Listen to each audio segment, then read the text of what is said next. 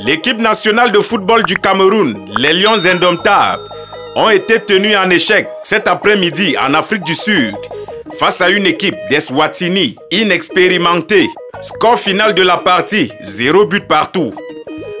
L'équipe du Mali avait affligé à cette même équipe d'Eswatini un score lourd de 6 buts à 0. Petite équipe qui, face au Grand Cameroun, a été plus solide que la carrière musicale de Ken de Moutongo. Une partie de l'opinion publique camerounaise adresse cette contre-performance de Cabri aux événements occurus lors du déplacement des Lions Indomptables du Cameroun pour l'Afrique du Sud. D'autres pensent qu'il n'en est rien et qu'il s'agit principalement d'un problème de compétence, non seulement du coach, mais aussi des joueurs. Pour ce qui est du jeu, les Lions ont offert un spectacle digne d'un championnat de vacances.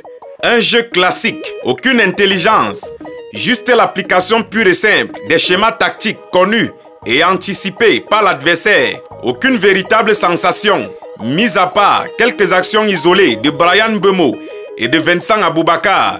Tout de même, l'entrée de Dani Namasso aura donné un regain de souffle à cette équipe du Cameroun, visiblement en crise de confiance.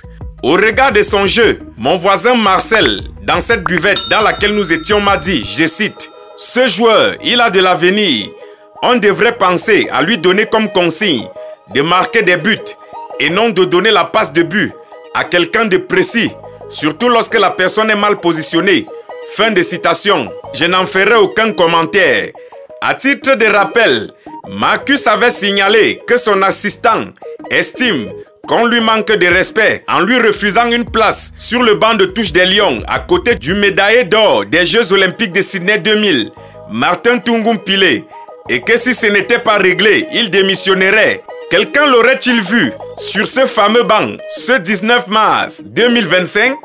Va-t-il démissionner? Nous sommes ensemble pour la suite.